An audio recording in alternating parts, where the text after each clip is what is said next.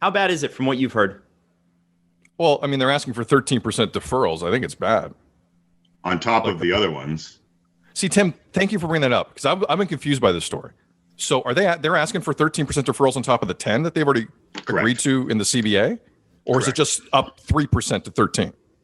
I got it in front of me, and because I'm confused by that story. Unless anyone else wants to. If it goes from 10 close to a quarter, that's crazy. If it's I mean, they're gonna get players it. Agree deferred, but players agreed to 72% of their gross pay for the upcoming season with a 10% deferment in English, a 20% escrow, and now an additional 13% salary deferment, which would drop the player's gross pay to about 62%.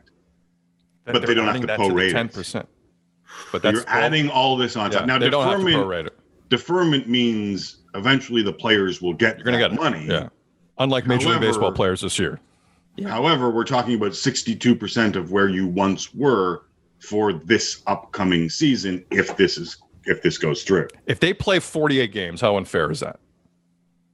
Ooh. Now I'm not the one playing, so it's easy for me to say. Well, we've already heard it's 60 games, right? Like that's the latest number. It's down to with 60 every games. day, and ask me about this later for the show, Tim. It's a good discussion. Every day that goes by, we played this game with baseball. You're welcome for the warm-up show, by the way.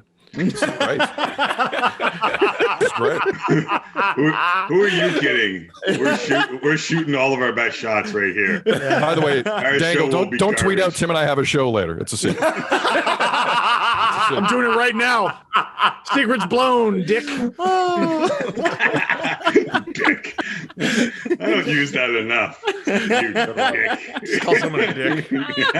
It's great. It's great. Anyway, sorry. What were? Huh? No, but the good thing about the Larry Brooks story from last night is the players sound like they're not being dicks about it. Yeah. I mean, Elliot last night on Central was saying obviously some players aren't happy, but it doesn't sound like all the players are unhappy and they want to play. And if the season's 60 to 55, whatever it is it the most unreasonable ask to defer? Again, I don't think it is. Here's what's happening everywhere. The NFL, the NCAA, Major League Baseball for next year, the NBA for next year, and the NHL. Everyone is just trying to get the bleep out of the way. However, we have to get through this, and pray that in October of next year, you can start up again and you can rejuvenate the business the way we used to rejuvenate the business. And everyone's seeing this vaccine now, and they're like, okay, it's not here yet. We're not quite there, but everyone is just trying, however way possible. And this sucks for dudes who might be playing their last year or their first and only year. And Ken Reed would write a book about them later on. Yeah. One pandemic only by Ken Reed. One pandemic only. You're welcome, Reed. You're welcome. There's another bestseller, Dick. Yeah. Forward by Jeff Merrick. Again. Not by. By the way, Dangle, I saw you on Twitter yesterday saying I'm torn between trying to stay up to date and listening to jackasses on Twitter. Ken Reed is the play because lately not only is Ken Reed giving you a little politics, but in the madness he'll be like, you want to see my Bertie Perrant from 1974 card? Look at this. Like he'll give you a little joy and a little, hey, what about a peaceful transition? Like he's becoming that guy. Ken's my favorite 10th grader to follow on Twitter. Like he's getting into social studies and whatnot, but also here's my hockey card collection, and I love it. I love it. The innocence of it. And but he's trying. The packs that he's opening are from 10th grade, which is wonderful. He's like, here's my score 1992. Each one of these cards is worth 8 cents. Like, and the gum. And I always wondered why he never opened them back then. I realized he's been golfing at Cabot since he was 8. Like the guy, he's been golfing his entire life. No wonder he hasn't opened up the pack. Kenny, if you're watching, if you really want to up your viership, you'll eat the gum. Eat the gum from the packs of cards. Tim, I've done it. Did we not try that? Did we not try that on air? How was it? I didn't. Oh, I did. You did. I tried the gum. Yeah. That explains it. It's gnarly. We only had one piece. Dangle, you've done it? I you know how they have the cards for sale at Jay's Games? Yeah. Yeah, a few years ago I bought a pack of cards that I swear to God was older than I am. And I ate the gum. It was very, not nice. Crunchy. But I survived. Crunch, like we're talking about, like it just went into powder in my mouth. Mummified. There, I said it. Yeah, it was. I read on like Twitter. a McFist. Yeah. It just punched my tongue like a McFist. Anyway, what were we talking about? What were we talking about? I know we're through this season, and that's it. And just take the beating that you're going to take, and then hope for the best the next season. And listen, these percentage points mean a lot of money to a lot of people, and I get why they fight over it, but I don't think fans really care. Like, I think fans say, give me as many games as you can possibly give me. I feel for the athletes. I feel for the owners. I understand it, but just give me what I can get and let's move on. And hopefully by October, we're all playing the way we used to. Yeah. Jeez.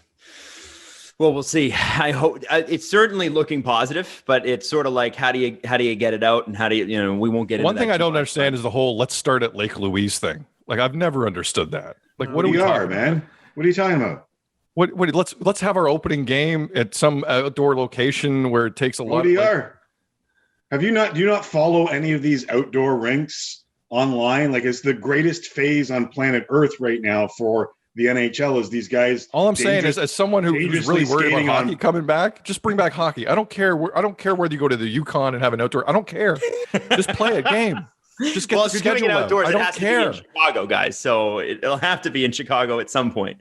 But yeah, like, I mean, to that end, at least it would be a show, right? If nobody can be there, if nobody can be in the arena, at least it's kind of in a cool location, right? Right. Like, why not center it between? This is, Sid, have you ever seen a mountain in your life? Like, come on, man. The beauty of that is what?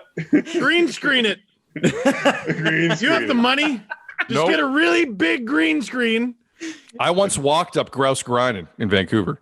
I know mountains. Not ran, walked. An 85-year-old woman destroyed me going up the hill. Destroyed me. It wasn't even close. So you don't think the beauty of that would capture people? Listen, man, you tell me the first game of the NHL season is X, I'll be there. But I don't, my point is, like, I don't see the need in it. It's a nice idea. We're in a global pandemic. There's no need for any of this. But I think the sooner, like, anyway.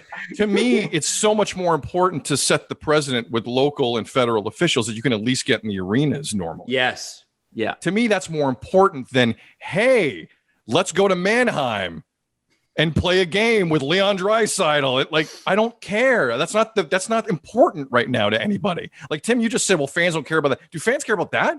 Fans care about one thing, as you said. Bring back the games. Have any level of normalcy. Scotiabank, Rogers Arena, Rogers Place, they don't care. I don't need this outdoor 45 outdoor games a year.